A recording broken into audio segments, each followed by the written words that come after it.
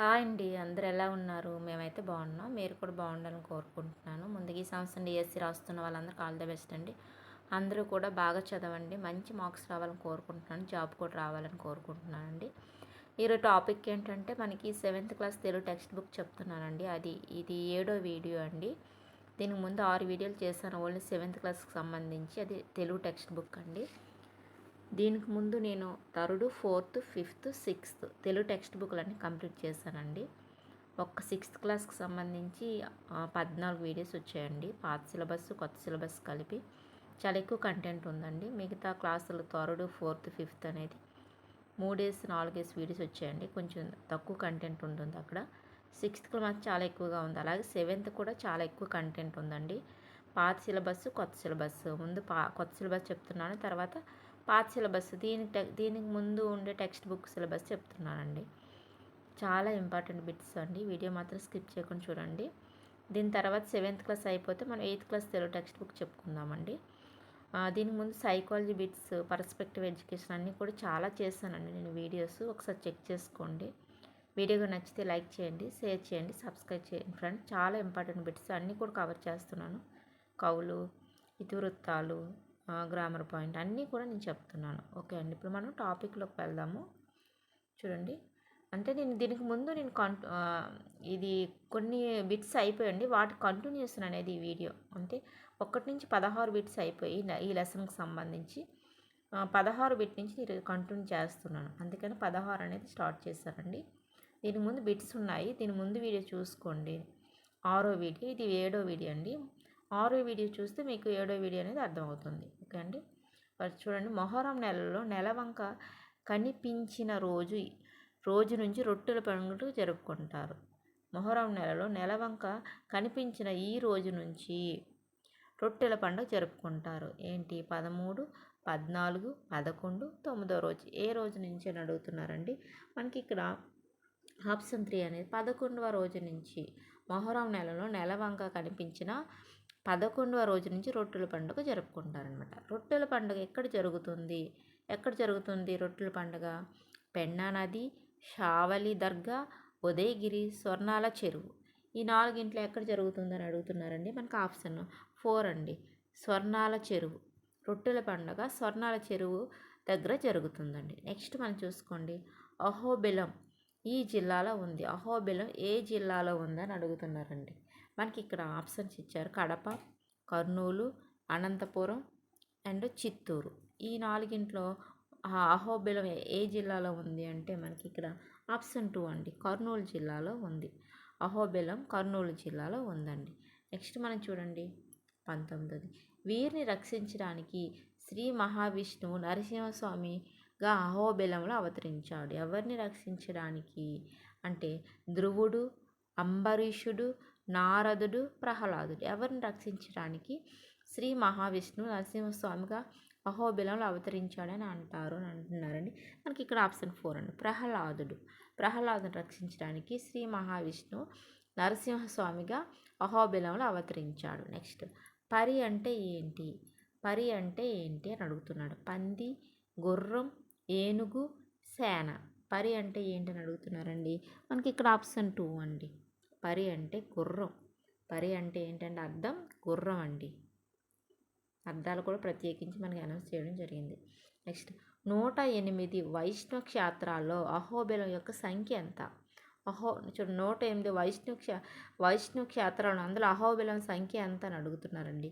95, 87, 97, 107. ఎన్నోదని అడుగుతున్నారండి. మనకి ఇక్కడ ఆప్షన్ 3 అండి. 97. 108 వైష్ణవ క్షేత్రాల్లో అహోబిలం యొక్క సంఖ్య 97ది అండి. ఇది అహోబిలం అనేది 97ది. నెక్స్ట్ చూడండి, లేపాక్షి ఈ జిల్లాలో ఉంది. లేపాక్షి ఏ జిల్లాలో ఉంది? కడప, కర్నూలు, అనంతపురం, చిత్తూరు. ఈ 4 జిల్లాలు ఎక్కడ ఉందండి? మనకి ఇక్కడ ఆప్షన్ 3 అండి. అనంతపురం అండి. మనకి ఎక్కడ ఉందండి?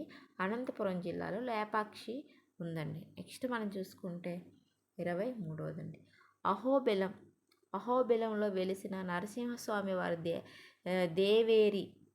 అహోబిలంలో వెలిసిన నరసింహస్వామి వారి దేవేరి ఏది? అలిమేలుమంగ, చెంచు లక్ష్మి, సుమేధ, దాక్షాయని ఎవరని అడుగుతున్నారు ఈ నాలుగింట్లో మనకి. ఇక్కడ ఆప్షన్ 2 అండి, చెంచు లక్ష్మి అండి. అహోబిలంలో వెలసిన నరసింహస్వామి వారి దేవేరి ఎవరంటే చెంచు లక్ష్మి అండి. నెక్స్ట్ 24దండి, అహోబిలంలో కళ్యాణోత్సవం ఈ రోజున జరుగుతుంది. ఏ రోజున జరుగుతుంది అహోబిలంలో కళ్యాణోత్సవం? ఏ రోజున? పాల్గొని శుద్ధ పౌర్ణమి, శ్రావణ శుద్ధ పౌర్ణమి, మాఘ శుద్ధ పౌర్ణమి, చైత్ర శుద్ధ పౌర్ణమి. ఎక్కడ జరుగుతుందండి ఎప్పుడు అని అడుగుతున్నారండి. మనకి ఇక్కడ ఆప్షన్ 1 అండి, ఫాల్గుణ శుద్ధ పౌర్ణమి. ఫాల్గుణ శుద్ధ పౌర్ణమి అహోబిలంలో కళ్యాణోత్సవం ఈ రోజు జరుగుతుందంటే పాల్గొన శుద్ధ పౌర్ణమి అండి. నెక్స్ట్ మనకు చూడండి 25ది, లేపాక్షి దేవాలయాన్ని అభివృద్ధి చేసిన రాజవంశం ఏది? లేపాక్షి దేవాలయం అభివృద్ధి చేసిన రాజవంశం ఏది? చోళ, పాండ్య, గజపతి, విజయనగర. ఈ నాలుగింట్లో ఏ వంశస్థులు లేపాక్షి దేవాలయం అభివృద్ధి చేశారంటే మనకి ఇక్కడ ఆప్షన్ 4 అండి, విజయనగర. ఎవరండి? విజయనగర రాజవంశం వాళ్ళు లేపాక్షి దేవాలయం అభివృద్ధి చేశారు. నెక్స్ట్ మనం చూడండి 26 అండి, లేపాక్షి బసవయ్య కొలతలు చెప్పండి. లేపాక్షి బసవయ్య కొలతలు చాలా ఇంపార్టెంట్ అండి. 4.5 మీటర్ల పొడవు, 8.1 మీటర్ల ఎత్తు, అలాగే 8.2 మీటర్ల పొడవు, 4.6 మీటర్ల ఎత్తు, అలాగే 8.1 మీటర్ల పొడవు, 4.5 మీటర్ల ఎత్తు అండ్ 4.6 మీటర్ల పొడవు, 8.2 మీటర్ల ఎత్తు. లేపాక్షి బసవయ్య కొలతలు ఏంటండి మనకి నాలుగింట్లో? ఆప్షన్ 3 అండి, 8.1 మీటర్ల పొడవు, 4.5 మీటర్ల ఎత్తు. 8.1 మీటర్ల పొడవు, 4.5 మీటర్ల ఎత్తు అండి లేపాక్షి బసవయ్య కొలతలు. నెక్స్ట్ లేపాక్షి బసవయ్య లేచి రావయ్య. లేపాక్షి బసవయ్య లేచి రావయ్య, కైలాస శిఖరాల కదిలి రావయ్య. ఈ గేయం రాసింది ఎవరు? చూడండి, లేపాక్షి బసవయ్య లేచి రావయ్య, కైలాస శిఖరాల కదిలి రావయ్యని రాసింది ఎవరు? సి నారాయణ రెడ్డి, అడవి బాపిరాజు, నండూరి సుబ్బారాజు, విశ్వనాథ్ సత్యనారాయణ. ఈ నాలుగిట్లో ఎవరని అడుగుతున్నారండి. మనకు ఆప్షన్ 2 అండి, అడవి బాపిరాజు. లేపాక్షి బసవయ్య లేచి రావయ్య, కైలాస శిఖరాల కదిలి రావయ్య అని రాసింది అడవి బాపిరాజు. నెక్స్ట్ మనకి లేపాక్షి దేవాలయం మూల విరాట్టు.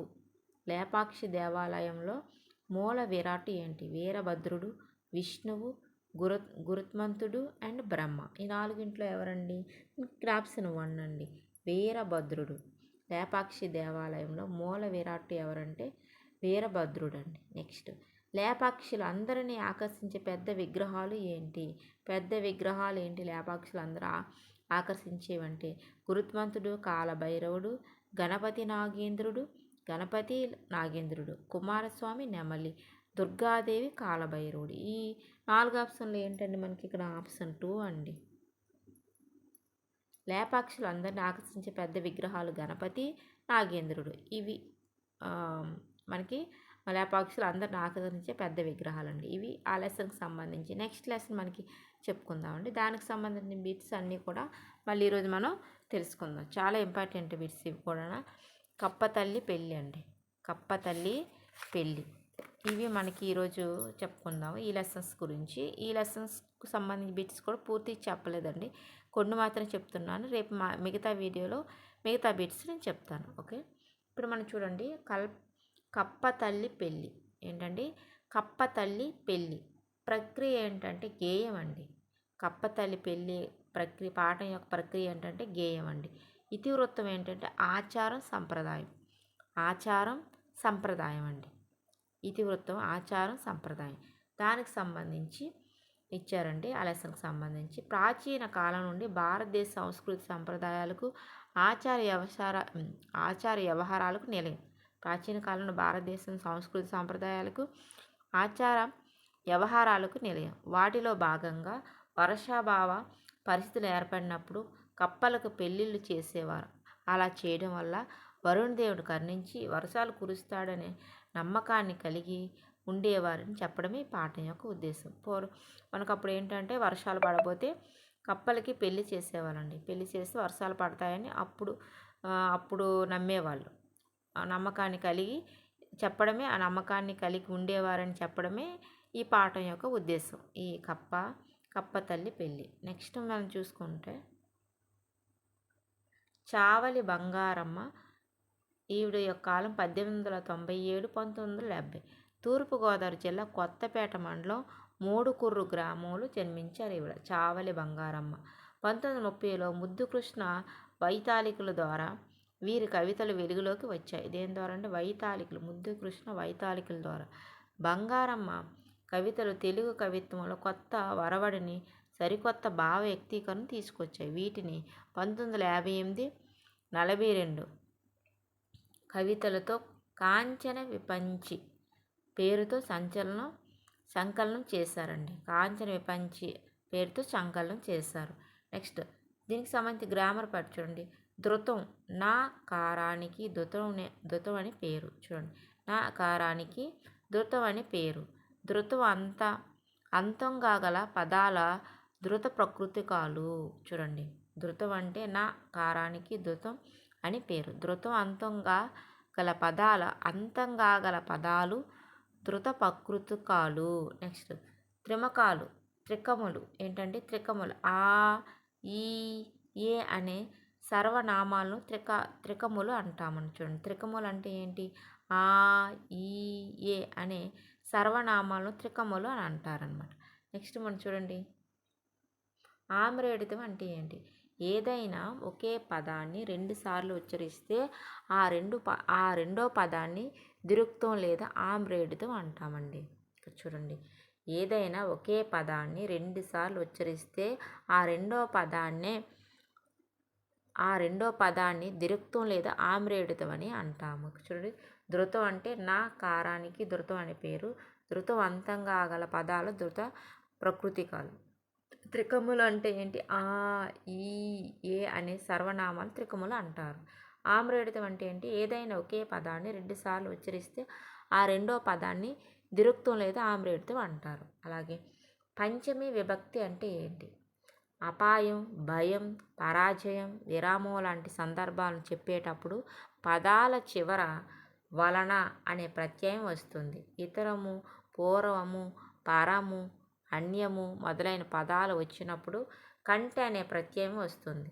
వలన, కంటే, పట్టి అనేవి పంచమ విభక్తి ప్రత్యయాలు. చూడండి మరొకసారి, పంచమ విభక్తి అపాయం, భయం, పరాజయం, విరామం లాంటి సందర్భాలను చెప్పేటప్పుడు పదాల చివర వలన అనే ప్రత్యయం వస్తుంది. ఇతరము, పూర్వము, పరము, అన్యము మొదలైన పదాలు వచ్చినప్పుడు కంటే అనే ప్రత్యయం వస్తుంది. వలన, కంటే, పట్టి అనేవి పంచమ విభక్తి ప్రత్యయం ఇవి.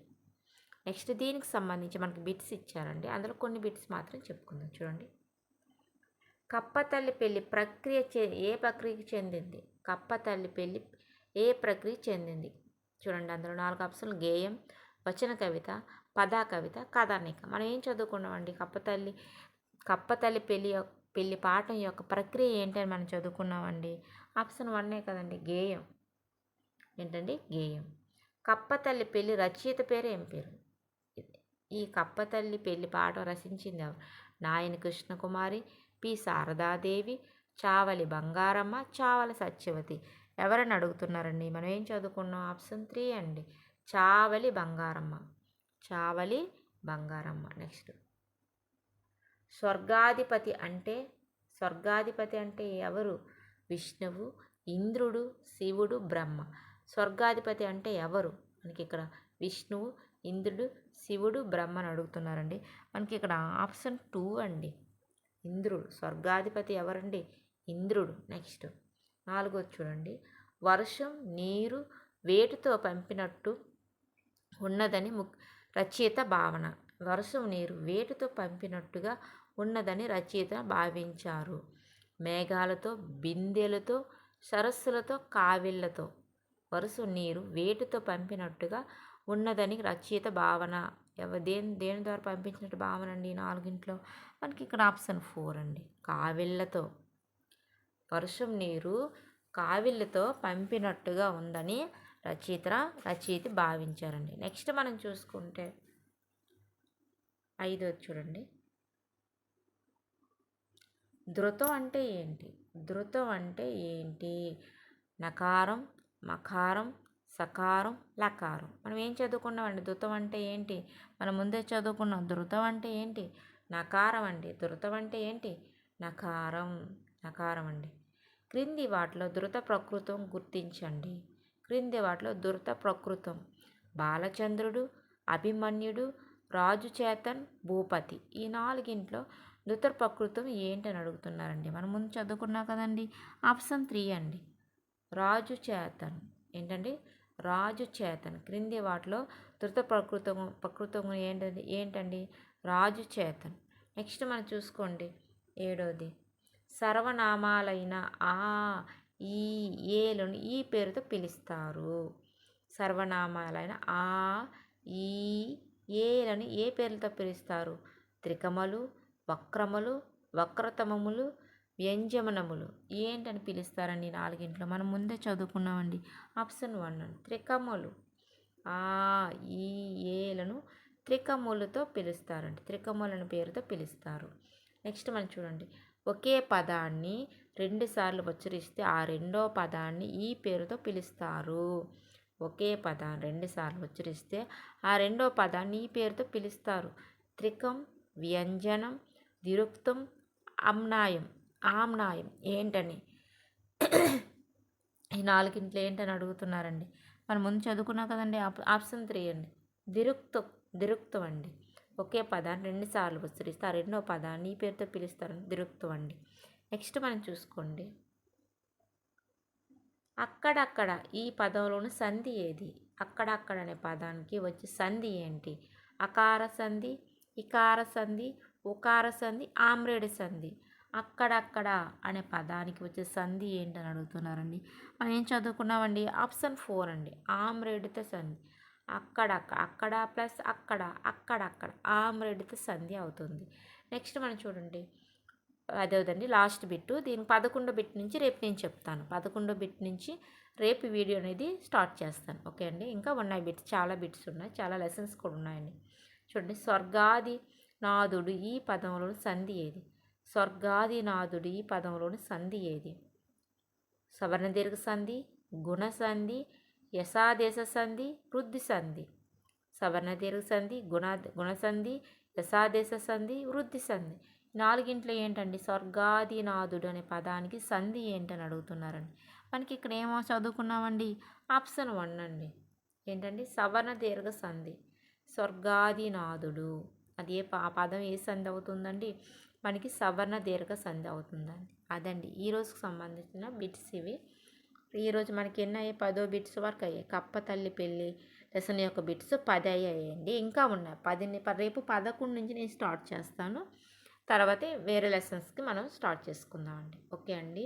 అందరూ కూడా బాగా చదువుకోండి. మంచి మార్క్స్ వస్తాయి. ఓకే అండి. Thank you.